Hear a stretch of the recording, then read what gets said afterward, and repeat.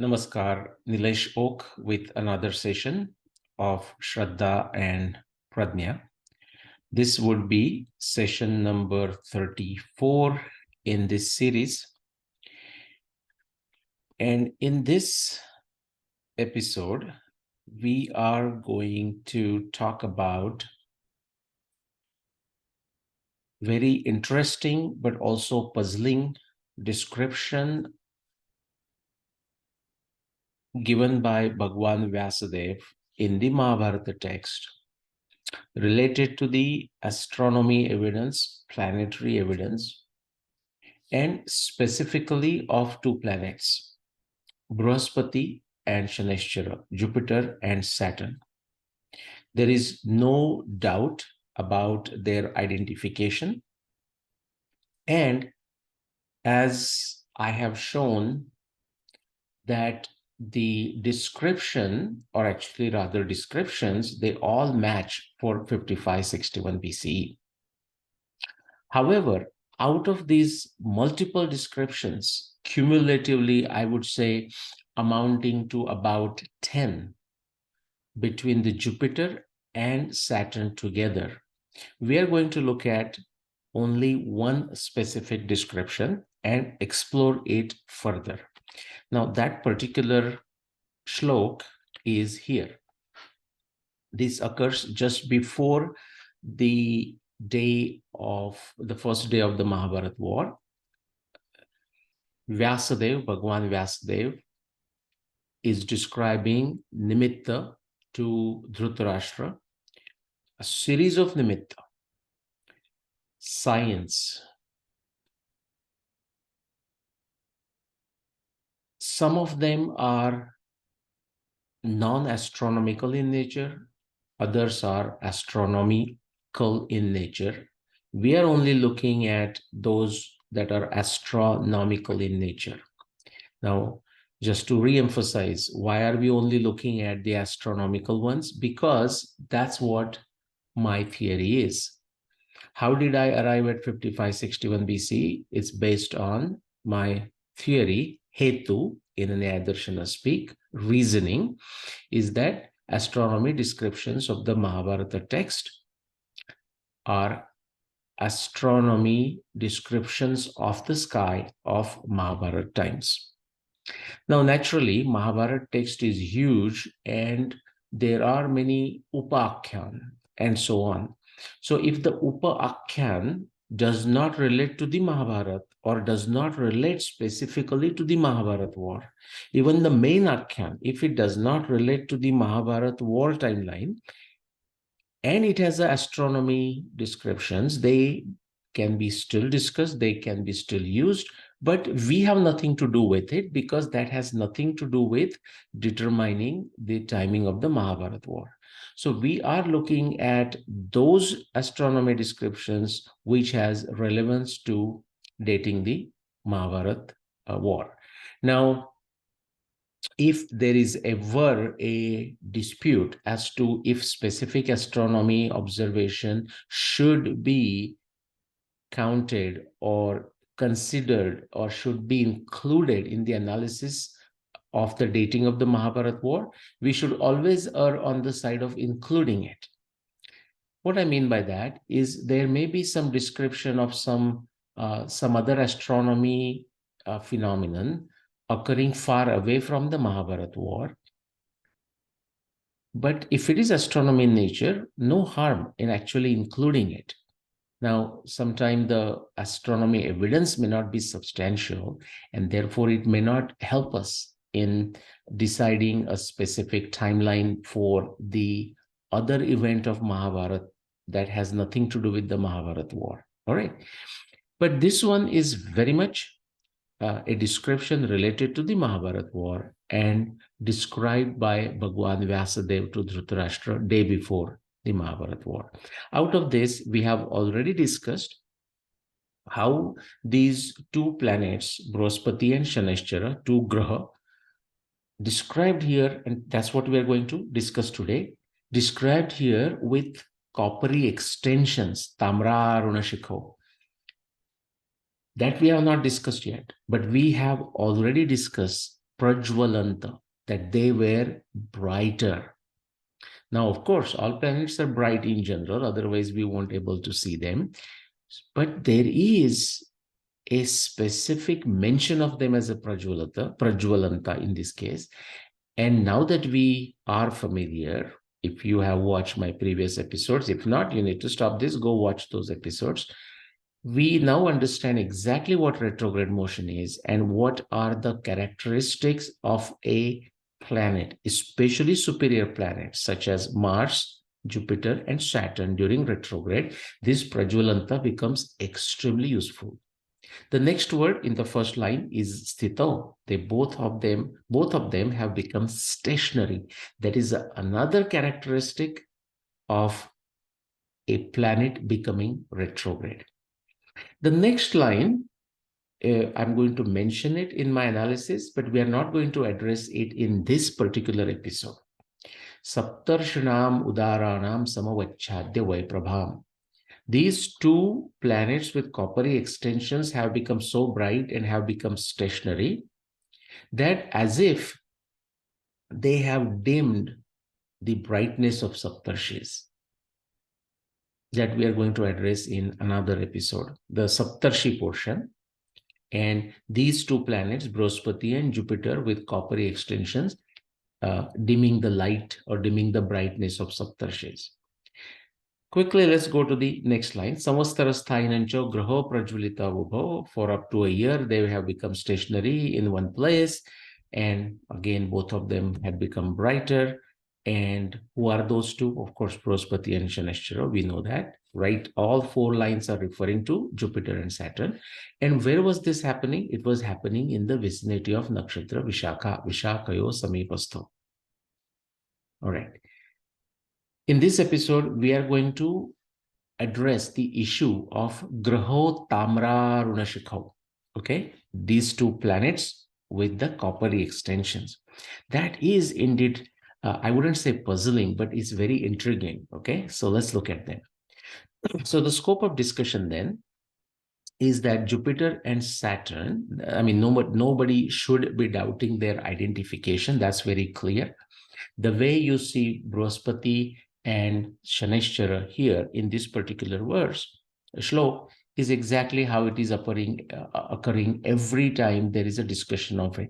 For example, if you go to Udyog Parva, Prajapatyam cha nakshatra graha tikshna mahadyuti Shanishchara pideti pidayan pranikodikam. Okay, or of course, Angaraka the same, but we'll focus on Jupiter and Saturn. Then you come to the Bhishma Parva, Adhyay 2, okay, and then Rohini Pidayanesha Stito Raj Shanishchare, again the same Shanishchara name. In this particular Adhyay 3, Saturn is also referred at another place as a Surya Putra, which is a very well-known identification of Saturn. Bhagam Nakshatra Akramya Surya Putrena Pidate. Now, when we look at Brihaspati, Maghaswangarako Vakra Shravanecha Brihaspati, that same Brihaspati we are saying here, Vishakayo Samipasto Brihaspati Shanishcharo. When you see Brihaspati again mentioned on the 17th day of the war, okay, Brihaspati Rohini Samprapidyo Babhuva Chandrarka Samana Varna.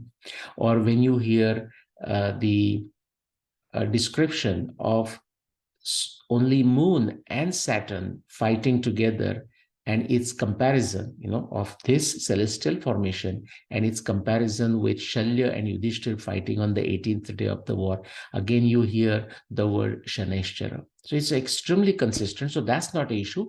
But what's the deal with these coppery extensions? Okay, it's definitely a curious thing to analyze. We may able to answer this. We may not able to answer this. We may not be confident about which answer is correct and so on. Of course, I'm going to give you my position on it, but this can be discussed forever. What we are definitely confident is that this discussion is about Jupiter and Saturn. And the second aspect is about the Jupiter and Saturn dimming the lights of these Saptarshis. Okay, so that we will take into another session, and there is for a reason. At that time, we will again bring these coppery extensions together. In fact, everything about this Vishakhayo Samipasto, and then Saptarshis, and even other additional descriptions of anything related to this, related to the celestial space about which this discussion comes. Vishakayo Samipasto Brospati Shaneshwaro. We will bring it all together, and hopefully that is the last portion on the Jupiter and Saturn evidence, at least the Jupiter and Saturn together. All right. In this context, essentially what we are asking is what could be the coppery extensions described by Bhagwan Vyasa, and related to that second point of discussion, where are Saptarshis? Of course, we know who the Saptarshis are, okay? The panhandle in the sky, okay? But why the Saptarshis are mentioned, as I showed you in this previous verse, Saptarshanam Udaranam Samavachadya Prabham, in that context, why would the description would mention Jupiter and Saturn, which are in the vicinity of a Vishakha and going retrograde, in the context of Saptarshis? Even as a poetic description, is there any basis for it? That's what we would look at. Okay. And does Mahabharata text provide evidence to connect Jupiter, Saturn near Vishakha?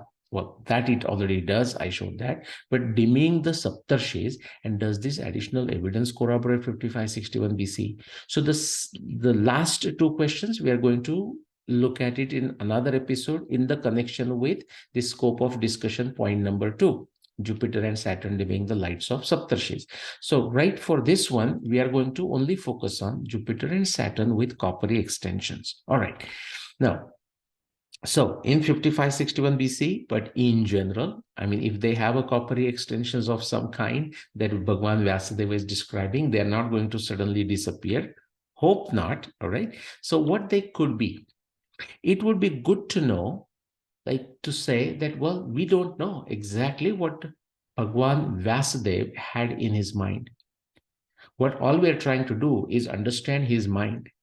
And what helps us is to take that description and try to see if we can connect it empirically with what we know today about that particular astronomy description, whether it is a planet, whether it is a comet, whether it is a nakshatra, okay, whether it is a mention of a dhruva position, whether it is a mention of a dhruva tara, as in dhruva star.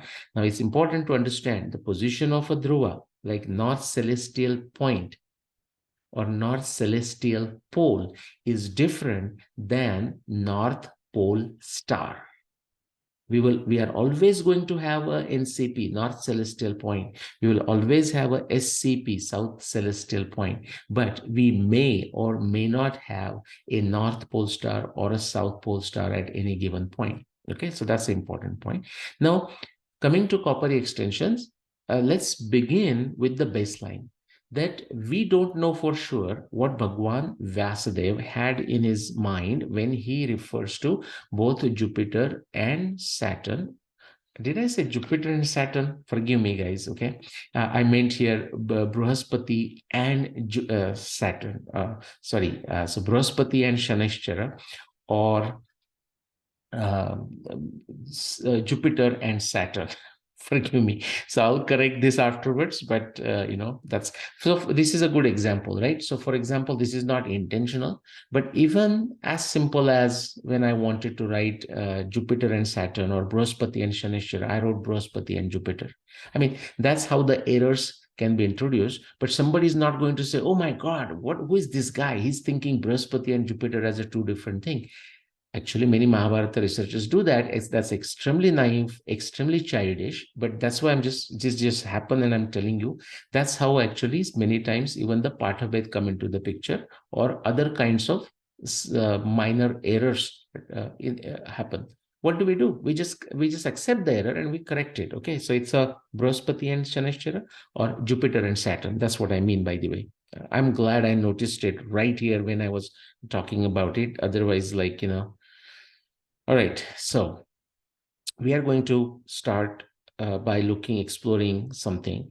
But as I said, let me repeat, We don't know for sure what Vasudeva had in his mind. I mean, that's not only limited to this, that's actually true about everything. So how do we check it? We check it with empirical evidence based on what we know of modern astronomy, based on what we know about the ancient Indian astronomy, astronomy of the time of Mahabharata, astronomy at the time of Ramayana. And how do we know astronomy at the time of Mahabharata? Take a guess. Well, just by reading the Mahabharata text. How do we know astronomy at the time of Ramayana? Just by reading the Ramayana text, Valmiki Ramayana text. So in this case, we are saying we don't know for sure, but let's explore with what we know today about this Jupiter and Saturn. So the first part we are going to explore is the rings. Okay, their rings. Now, I know that most people who would be listening to this would know that Saturn has rings. Some of them would have seen through binoculars. Now, it's not always easy, depends on the dark skies, of course, but then the inclination, the angles with respect to the Earth, and that tells us whether we are going to see them somewhat, in a better fashion. It also has to do with mm, the quality of a telescope, binoculars. Actually, unless you what do you say, put the binoculars on a stand like a steady thing, just with the hands, not easy to see. Okay, it needs a time for focusing. And actually having a telescope, even any decent telescope, is going to show you the rings of Saturn. Okay, again, the inclination of a Saturn with respect to Earth at that time, dark skies, less light pollution, all that comes into the picture. That will tell you how blurry or how clear, resolved the rings of Saturn you're going to see. But many may not even know that Jupiter also has rings. Of course, those rings are extremely difficult to observe. They are very, very thin, and they can definitely not observe. They cannot be observed using a binocular, at least to the best of my knowledge. I have not seen it with binocular. Frankly, the rings of Jupiter, I have not seen even through telescopes. Okay, just it could be a matter of coincidence, but even the quality of telescopes matter. Frankly, the Jupiter's ring were not known for a very long time. I would like to think that they are known, maybe at least to the our modern humans, we can say, for maybe 40, 50 years, something like that. Anyways, let's look at their rings. But now, as far as our today's knowledge of modern astronomy is concerned, we know that among all the grahas, all the planets of the solar system that are visible to the naked eyes, the only two planets that have rings are Jupiter and Saturn. And so, could Vasudeva be referring to those rings of, let me actually take you to the picture. So Saturn's rings are well known. In fact, I posted here another photograph, like sometime with a telescope or binocular, ordinary telescope or a very high quality binocular. And again, if you mount it on a stand, you can just hold it in your hand and try to focus. You will able to see these rings. They could be look blurry like this. The one what you see at the top are very high quality pictures taken by satellite, this space missions, okay, towards the Mars, like Voyager and whatnot, or Hubble telescope and so on and so forth, or very highly sophisticated telescopes from the Earth, okay, very nicely resolved picture. But many of you may not know this is Jupiter on the right, and Jupiter also has rings, okay, much thinner, okay, not easy to see, and they were not known to modern astronomy for a very long time. In fact, they are only known in the last 50 years or so. But we have already seen enough surprises. For example, Bhagwan Vasudev, referring to Andhaka's comet, okay, Halley's comet, even knowing its position, when its magnitude, brightness, which is beyond like a 10, 15, beyond 6, anything beyond 6, we are not going to, uh, comet could be exception, but if it's a planet, we are not going to easily see with our naked eyes. Now, there are exceptions, by the way, and we'll not go into that because it's not relevant to the discussion we are having. But back to Jupiter. So Jupiter does have rings. They are not as distinct and as bright as Saturn has. We came to know, we as in modern astronomy, post-science, post-Western European science, we came to know of these only in the last 40, 50 years. But therefore, I was saying, don't, Vasudev can surprise you on any front, okay? The one good example is this comet, Andhaka's comet or Halley's comet, both means the same comet, and its position as being like a Dhumaketu Mahagora Pushya Akramya Tishtati. If what I'm saying just now doesn't make sense to you, you need to stop this video, go back, watch the other previous videos related to Dhumaketu or comet Andhaka. So could these rings of these planets, and remember now it's kind of, I'm showing you as a three-dimensional picture, but just like you are seeing here, the blurry picture of Saturn, and I could have made it bigger, still blurry, it would have been still blurry. You'd say, I know that's a planet because that's what usually I would say with the naked eyes. But now that I'm looking with a binocular or some telescopic ability telescope, I see some extensions. You know, that's Shikha. Okay, and when we finally conclude this with another one, I will bring the pictures of a Shikha. Like, you know, peacock has a Shikha, and you will see a person going through a Yajñopavit ceremony, right? All the hair would be removed from the head, tonsured, and just one Shikha at, you know, at the back of his head. And Shikha, as a Sanskrit word, has many meanings in terms of extensions and so on. And these rings are indeed extensions if they could be seen, observed from the Earth. In case of Saturn, they are. In case of Jupiter, well, the modern astronomy didn't know it until 50 years ago. But as I said, if Vasudeva could have telescopic abilities, Mahabharata 7,500 years ago, Indian astronomers appears to have these telescopic abilities going to the magnitudes of 10 and 15 and 20. That's what I showed with the Andhaka's comet. Or actually the Mahabharata text evidence of Dhumaketur Mahagora Pushya Akramya Tishtati. Otherwise, there is no chance of we knowing that when the Andhaka's Dhumaketu, when not in apparition, not visible to the say naked eyes, is not near sun and therefore earth, it's impossible to notice where it is. Forget about knowing the location as near Pushya. Okay, so one question, one speculation is Vasudev referring to these rings of these two planets? And as far as the visible planets are concerned, these are the only two planets. So that's the one possibility. I'm not saying that that's what it is. And it's not like because I'm hesitant. In fact, I'm going to give you another one. And as far as my position is concerned, I'm going to say that appears, at least in my subjective judgment, to be a better explanation. But I want to leave it to all of you who are listening to it, but also to future researchers to explore this further. What we know for sure is there is no doubt about the identification of what we are talking. We know we are talking about the Saturn and Jupiter. This is also very important. When we are exploring something new, we should be confident about something. Again, think of the triangulation of explanation, prediction, testing in the context of a theory to solve a specific problem, such as this one. What are these coppery extensions of Jupiter and Saturn? Guess what? In that background knowledge, we know that we are talking about Jupiter and Saturn. Because if we are not so sure, if we are not sure about what are we talking, then our problem is bigger. In fact, we are trying to solve two problems at a time. Who are we discussing? And then what are those coppery extensions? Well, in this case, we already know we are discussing Jupiter and Saturn, and therefore we can discuss this. That's how science progresses. That's how Nyaya Darshana method is.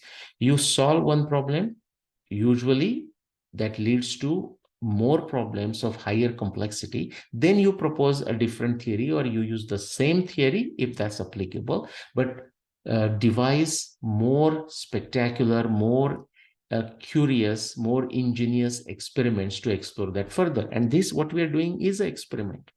For example, if we were discussing this, let's say 70 years or 100 years ago with our modern knowledge, yes, we would have still talked about the rings of Saturn, but to our modern sensibilities, we did not know anything about the rings of Jupiter. So we would have said, well, yeah, out of Brihaspati and Shanishchara, out of Jupiter and Saturn, hey, I know Vyasadeva might be referring to rings of Saturn as the extension. But then the question is, what about Jupiter?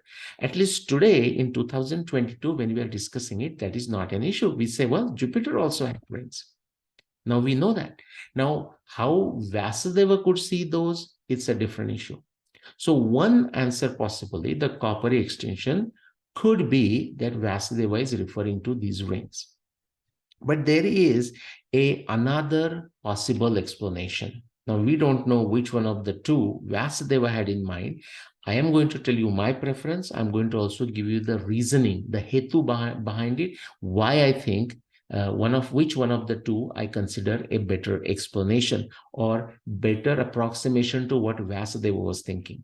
The second one is exploring their satellites, namely the moons. Of course, Earth has a moon. Mercury and Venus do not have moons.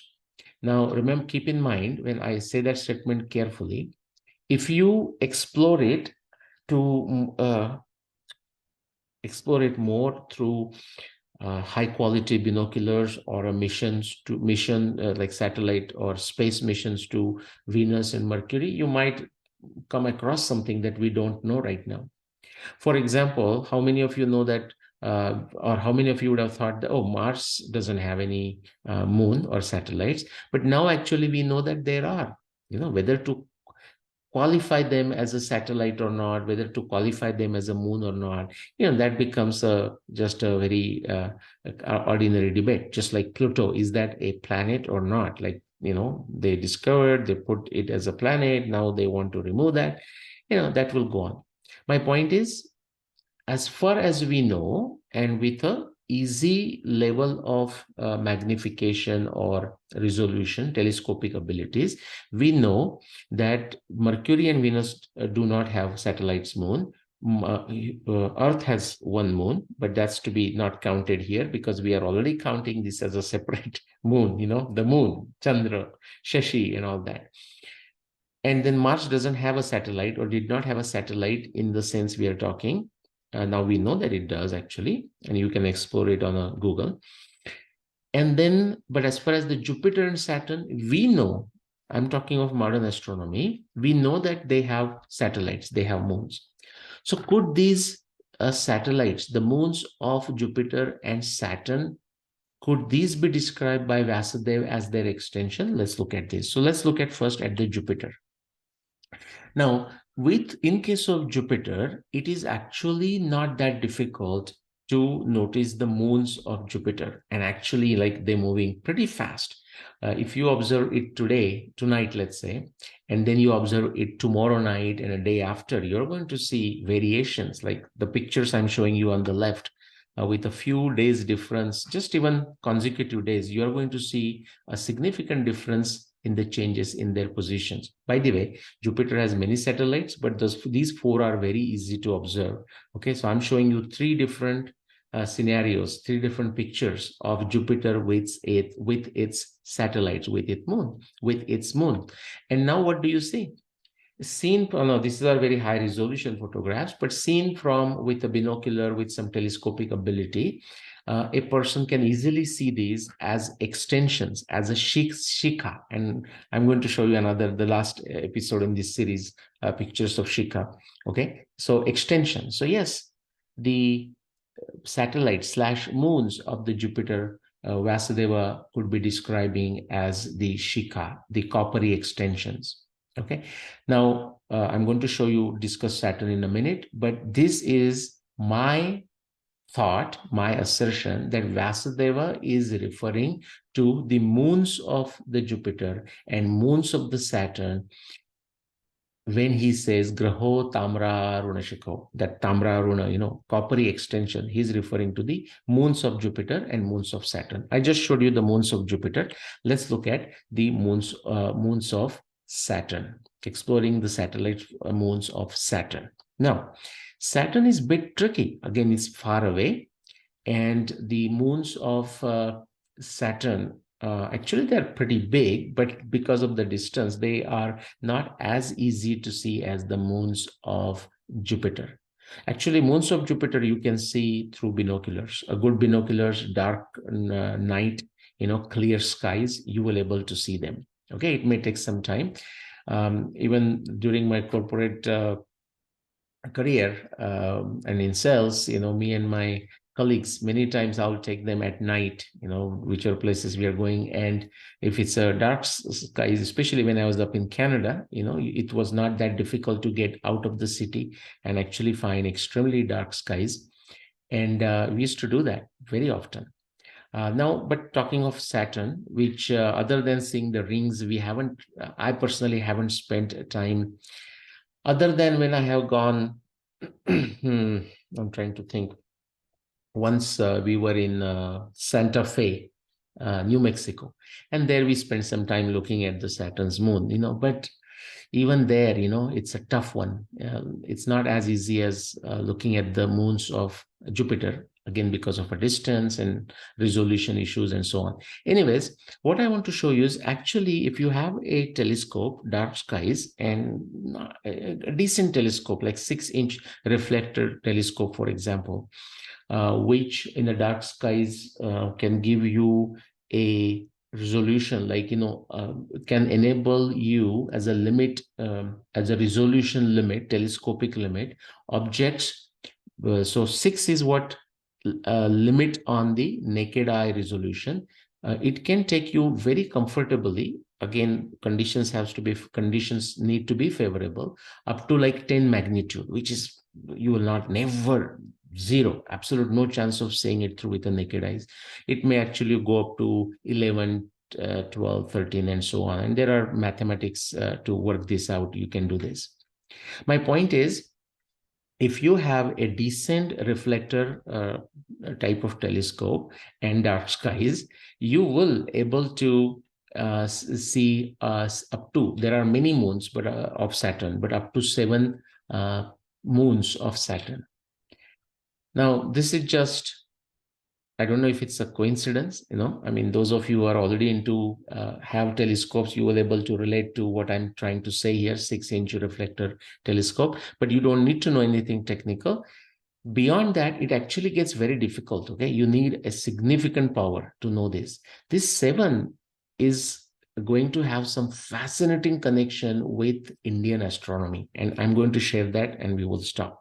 Okay, now, some of you, especially the people, some of you may not be even watching it, but as I said, many of my trolls watch my presentations religiously. Now, if you are watching it, I'm not calling you trolls. I'm saying, everyone who watches my presentations religiously is not a troll, but my trolls do watch my presentation religiously. They're always trying to see if they can find a fault with it, which is great, because that's how I can also improve. But the reason I mentioned that is many of them are um, are brainwashed, by the magic of last 500, 600 years of Western European science development. Well, it is magical. It is fascinating. But they also have, besides the magic is a good part, but they also have combined it with their own deracination. I mean, they were susceptible to brainwashing, and so they have been brainwashed. So if, in their mind, the Indian astronomy doesn't go beyond 2000 years, the sophistication of it, which is what Western Europeans are trying to fool Indians for last 300 years. Okay. Now, while these as a part of statecraft, they were trying to fool Indians and try to make them feel inferior in everything. There were many Europeans themselves who were so wowed, so dazzled, okay, by the greatness of Indian civilization, Hindu civilization, but also of Hindu astronomy, Hindu geometry, Hindu mathematics, Ganit, and all, which are all connected, by the way, including the philosophy, the Darshana-Shastra, but also Tattvajnan. So I'm talking of Tattvajnan, Darshana-Shastra, and even Adhyatma. Okay, if you go to Bhagavad Gita's, it's all combined. Adhyatma Jnana Nityatvam Tattva Jnanartha Darshanam. 13th chapter of Bhagavad Gita, you'll find this together. And the Western Europeans, their great thinkers, were dazzled. Now, how that knowledge was used by the administrators and politicians and who wanted to make Indians servile for their benefit, the benefits of Europeans, that's a different story. Now, what I'm showing you here, there are seven of Saturn moons, which are readily can be seen in a dark skies with 6 inches reflector. It's interesting that the number came out 7 and the names are given there because something that the European officers, the British officers in India in 18th century noticed. And guess what? They were so fascinated. These are not even astronomers. These are not scientists, but they have been given a task, it appears, to explore everything that India had, and everything that they were finding, they found it so fascinating, they even actually couldn't believe their eyes. But you can also see from their personal nationalistic perspective, they knew that this is useful for their country. And in that aspect, they're extremely honest in what they are communicating back to England, for example, and of course other places in Europe, if the individuals were not from United Kingdom, but say from France and Germany and other places. But we are talking of this particular reference I'm going to show you in the connection with United Kingdom or the British. Okay, all right. Are you ready? Let's see. Now, number of you would have heard the name Dharampal, and Dharampalji did a phenomenal job. He has written 5 volumes. Everyone who is listening to me, if you want to take your journey, like start study of Bhagavad Gita, that's what I say, but also get to reading of Dharampalji's books. Of course, there are many others. I would encourage all of you to read my books. I would encourage all of you to read Raju Malhotraji's book, is all of his books, but especially Being Different. Okay, that's my favorite. I would encourage you to read many others. I'll just not mention them, so not to extend this one. Dharampalji, in one of the 5 volumes he wrote, the one that he wrote on science and technology in India as explored by Western Europeans when they become familiar with India, kind of in person. They always heard great things about India, but they didn't even know how to come to India. Finally, Vasco da Gama figured it out, again with the help of sophisticated Indian navigators that he met in Africa who brought him to India. That's another story. But once the Western Europeans figured out how to come here directly and they started colonizing and exploiting the resources, they also wanted to exploit the knowledge that we did not care, or we actually did care, but now we don't care. We don't think anything is important. Okay, we think it's because they did a good job of brainwashing us. So this is, Colonel T.D. Pierce. He is writing from India, I think from Madras, Chennai, okay, and sending a letter to a secretary of Royal Society in London. Okay, actually it's there here, sent by him to the Royal Society London. Let me read that. And it survives in their archives. Again, you can be impressed. That's not to say the ancient Indians did not do it, but in our times, we have actually become very lazy and tamasic. But you'll be impressed at the kind of things that the British documented about their own history, but about India and so on.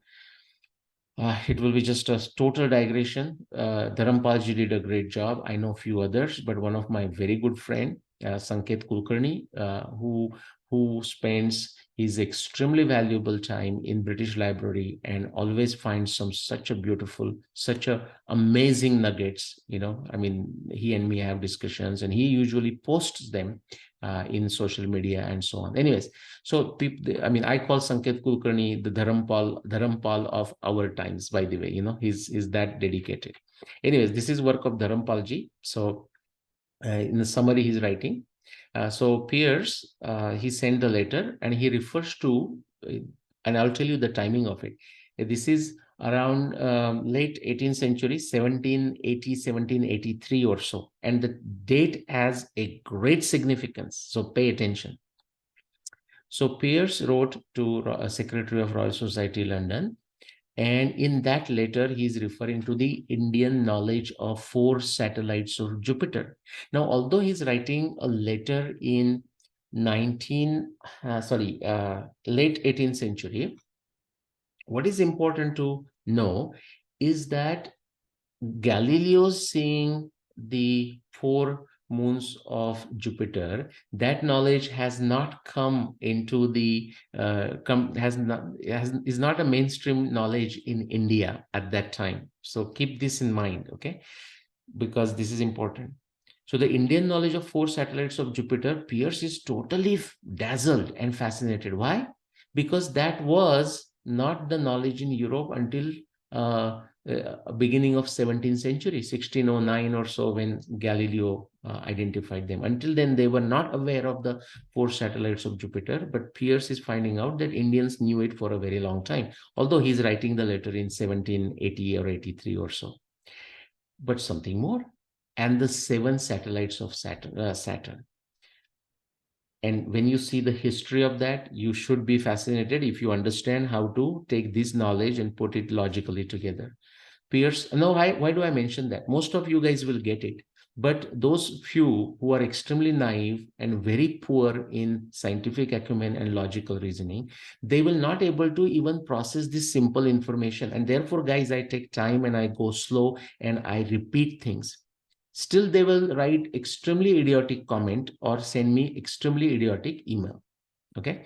And I will show you those comments or emails if they come. Okay. Pierce further felt that the Indians must have possessed some kind of telescopic instruments to have acquired such detailed knowledge.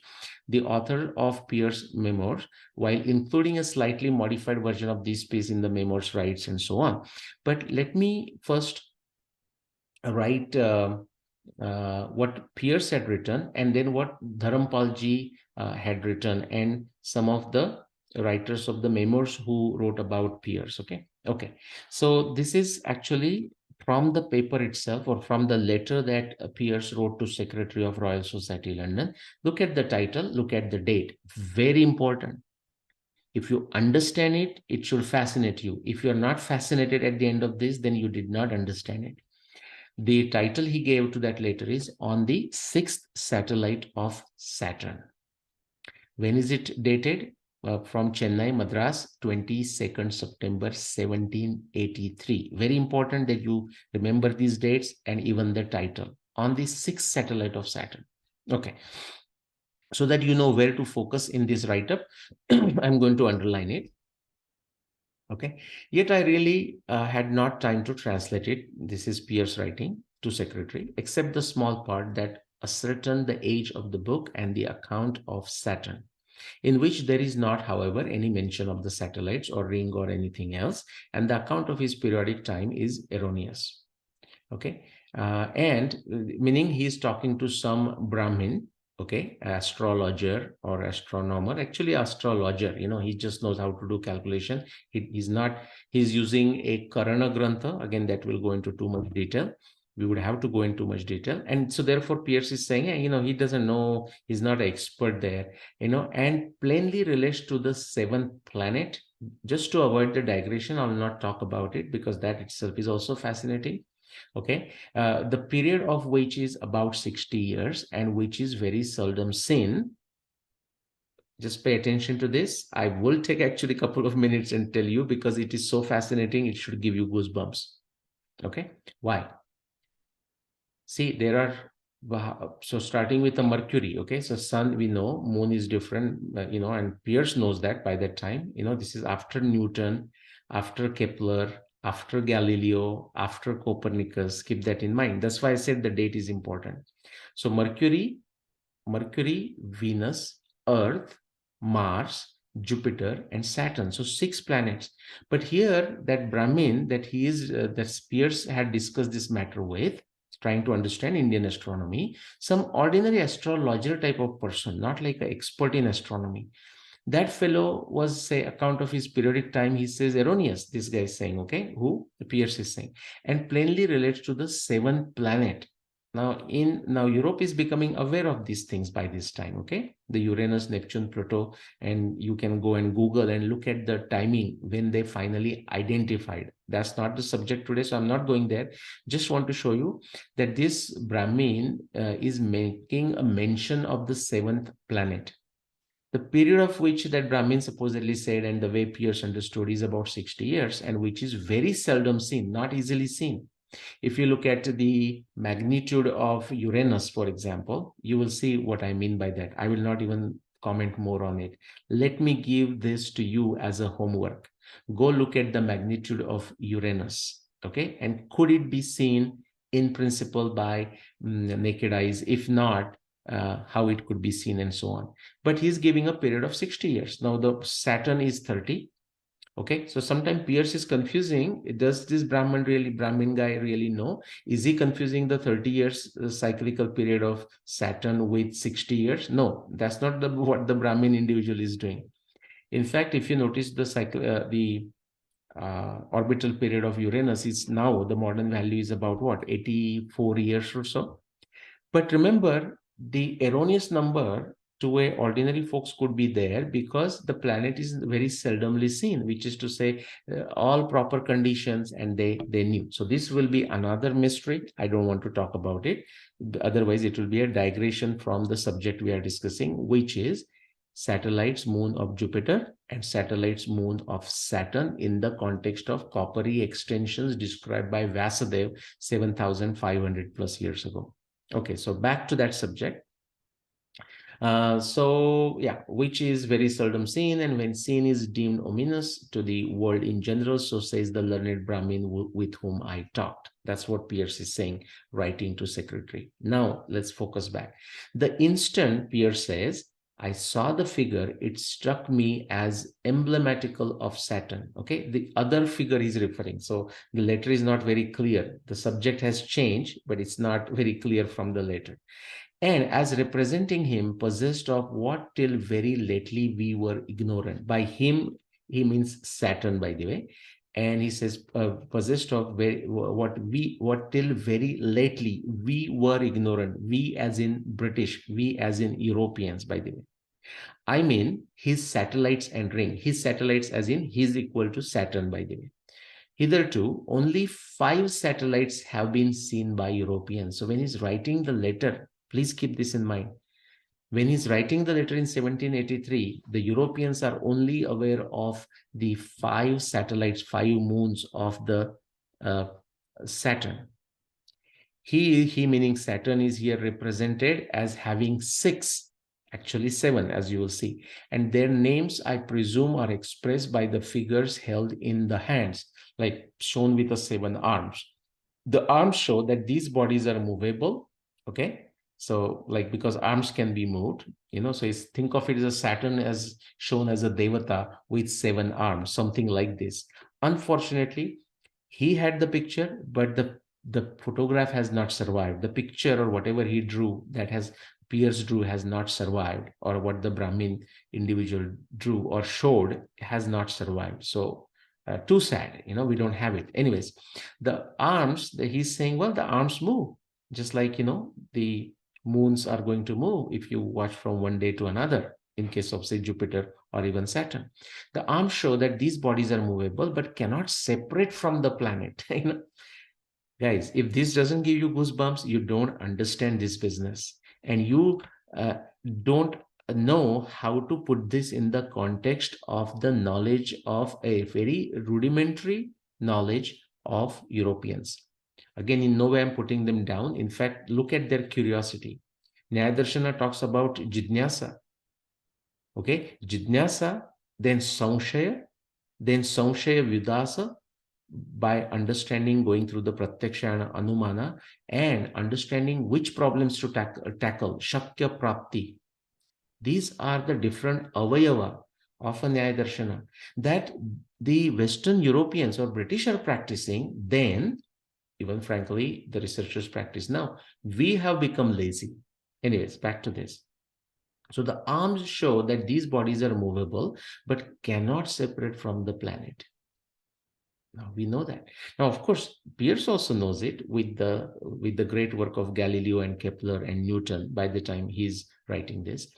But before that, it was not known. Whereas Pierce is identifying, because Pierce is very confident that that knowledge of Galileo, Copernicus, Jupiter, sorry, who is it? Newton has not really come to India. Okay, 18th century. I mean, it can only come through them. It only came through them afterwards. Okay, so that's why he knows that this is a very ancient thing. And actually, therefore, you should go to Dharampal and read the whole letter and so on. There are many other fascinating aspects. Okay, so but cannot separate from the planet and are capable of various motion within certain distances. Like, the hand can move in a different directions. That's how, if you keep on watching the moons of Jupiter and moons of Saturn, that's what you're going to see. And I showed you 3 pictures of the moons of Jupiter for that reason, how they move fast, as if like hands are moving. Okay. When many Indians talk, not all Indians, and especially when the Italians talk, the hand gestures just go everywhere. Anyways, now there is a seventh arm that is saying the seventh holds. So the other arms are shown as a free. The seventh holds the crown, which is divided into 4 parts. And this I suppose to mean the 4 concentric parts of the ring. Does that fascinate you guys? Okay, I'll leave it to you for you to think and do some homework on this. This is how fascinating it is, a letter written in 1783. Now he continues there. In fact, he was busy, preparing for, he's based in Chennai, Madras there, and he was busy preparing for the British guy, okay, and he's a military fellow, preparing for a war with Hyder, okay, Hyder Ali. And so he's not getting enough time, but whatever little time he gets, he's doing it. So that is the context he's writing there. We cannot pass this interesting communication without offering some reflection upon the subjects it embraces. The circumstances of he's saying he's very busy. And if you read his full letter, you will know, but still he says it's so important that he has to write it. He's writing to Secretary of the Royal Society, London. The circumstances of the 4 girls dancing round the figure of Jupiter, as they ought to be, according to the Brahmin statement to Pierce. Now, so this is a comment by the way, Dharampal, okay? Is a strong argument in favor of the superior knowledge of the heavenly bodies which the ancient Arabians and Hindus possess. Sorry, this is not a statement of Dharampal. This is a statement of the individual who is writing the memoirs of Pierce. Okay, so this is not still Dharampal. Now Dharampal also comments in between. Okay, so therefore this person is saying, hey, so Pierce is referring to the strong, he's making the strong argument in favor of the superior knowledge of heavenly bodies which the ancient Arabians and Hindus possessed. The 4 dancing girls evidently represent the 4 satellites of Jupiter. These circumjovial satellites, again, the person who's writing the memoirs of Pierce is writing this, as they are styled by modern astronomers from the quirk of their motions in their orbits, were not known in Europe before the year 1609. This is I think, forgive me if I don't know, this could be Tycho Brahe. I don't know whether it was the Galileo or whoever. Anyways, and the third and the fourth, this must be Galileo. Okay, this must be Galileo. But forgive me if it's not Galileo. Okay, it could be some other person. And the third and the fourth only are visible, and this but rarely. So think of it. The Europeans did not know about the 4 satellites of Jupiter until 1609. And even then, it's not very easy to observe the 4 of them. The third and fourth are visible very rarely and in the clearest atmosphere to the naked eye. Now, and remember, the assumption of the Europeans, which was then, which is even true today, and the so-called historians who are clueless about astronomy, in the West, and of course in India too, are just writing utter nonsense. Okay, like talk about telescopes and they will scoff and laugh. They're so, their laugh appears idiotic to me. Okay, they're just not aware of what I mean, none of this, they are not aware of this thing. They are not aware of the observation that I mentioned from Mahabharata text, Dhumaketur Mahagora Pusha Akramit Tishtati. How did Vyasadeva, how did someone 7,500 years ago knew that at a very high magnitude, which means not visible, forget naked eyes, but not visible with the binoculars, not visible with even ordinary or relatively sophisticated telescopes, how somebody is saying that it is settled near Pusha. That's so fascinating. Anyways, were not known to, and the third and fourth are very difficult to see. Now let's go to Saturn. I don't know if I have that stuff here. Let's see. Okay, but yeah, so now the Memor guy, okay, he's writing, but it is truly interesting and curious that the figure of Saturn should be represented with 7 arms. And just take it as a coincidence, or how beautiful coincidence I said. Yeah, because beyond 7 moons or satellites of the Saturn, you really need to up your game in a very different way. You have to go to some very sophisticated what do we call that, like astronomy place, like with a very well established steady telescope, book a time and to observe something more beautiful. These days it's getting very easy. You can actually connect to these uh, astronomy. I'm just not getting the word. What do you say? The place where you can go at night and actually do this. You can now do this remotely. Okay, and I'm working with. In fact, he must be waiting for my input.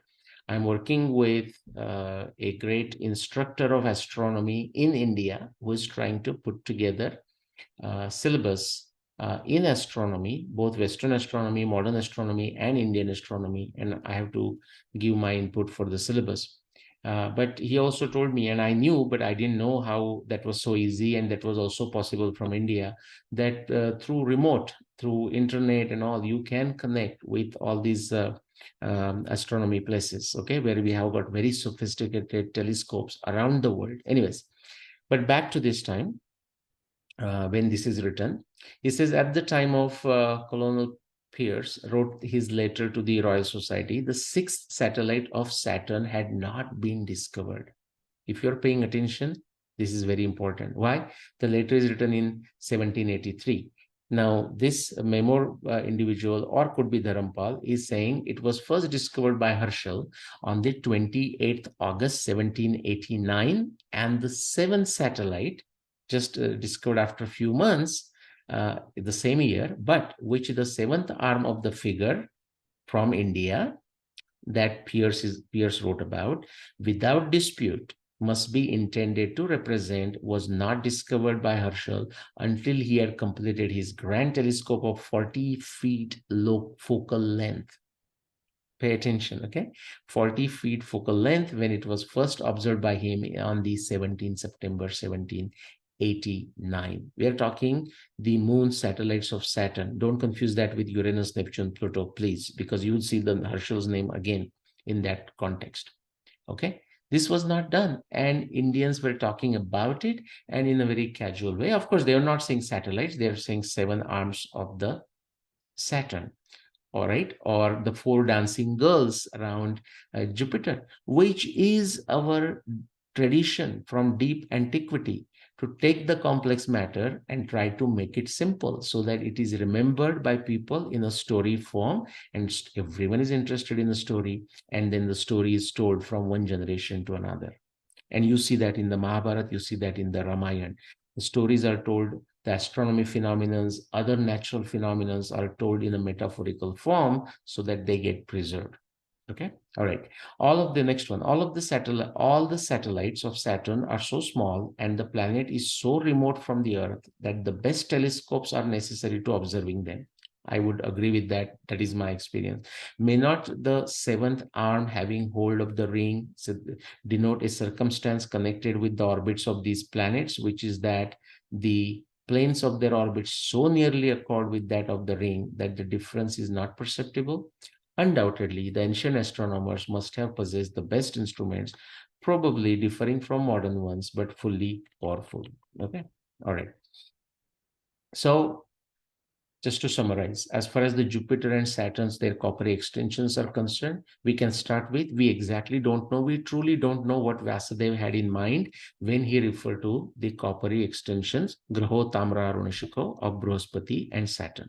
We know that he's referring to Brihaspati and Shaneshchara, or Jupiter and Saturn. We know that he is referring to the retrograde motions of those planets becoming sthiti, stationary, sthito, bright in the vicinity of Vishakha for up to a year. Now the top first two lines of those 4-line verses that we are looking at, Graho Tamra Runashiko Prajvalanta Ubho, right? What is that? Well, first thing we can start with, we don't know, but then the options are, could those be the rings of these two planets? Anything is possible. I think that's less likely because the rings of Jupiter are not that easy to see. Now, I could be wrong, because going back with when there was not much light pollutions and sky conditions could be very good, and the fact that now we have every reason to imagine the Indian astronomers of that time, 7,500 years ago, having extremely sophisticated telescopic abilities based on the evidence that we are finding, pratyaksha, factual evidence, and we can draw this inference. This is not an impossible thing, that maybe Vasudev is referring to the rings. However, there is a second explanation, second option rather, and I am going with the second options, and again putting it for everyone, all Mahabharata researchers, all astronomers in general, all Sanskrit Pandits, okay, everyone to consider and contribute. I mean, of course, criticism is good, but if they don't have alternate theory, then they better shut their mouths, okay? Otherwise, or start studying Nyaya Darshana, okay? Which is what? Sapratipaksha Sthapana Hino Vitanda. I gave explanation. Now I offer two explanations. Is it because I am less confident about one or the other? No, because they too exist about these two planets, Brihaspati and Shaneshchara, Jupiter and Saturn. Both of them have rings. At least that's what we know now. And both of them have satellites, moons, and they can be seen with a decent binocular ability and decent telescopic ability. Okay, so we answered the first bullet there. What could be the coppery extension described by Bhagwan Vyasa? Next time, we are going to look at the Jupiter and Saturn giving the lights of Saptarshis, why the Saptarshis were mentioned, what else we can find out about the location of Jupiter and Saturn. We already know where they are in the context of Vishakha, but what is the connection of Vishakha with Saptarshis?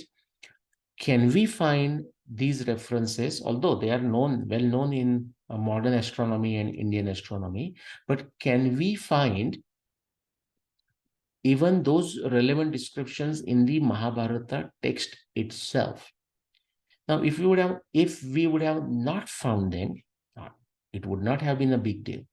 But the reason I'm mentioning is because I have a great news for you. Actually, there are references right in the Mahabharata text. In the context of everything, that second bullet, Jupiter and Saturn dimming the lights of Saptarshis. And we are going to discuss that in our next episode of Shraddha and Pradnya. So with that, I'm going to stop this. Please write your comments, be crisp and clear. Also, stick to the subject that I discuss into that specific session. Do not ask me the questions which do not directly relate to that particular session when I discuss a specific subject. Okay, and I have asked the people who help me to basically not pay attention to those who ask some totally tangential question. And so anyways, that's just a sharing with you. I'll see you soon in another episode session of Shraddha and Pradnya. Namaskar.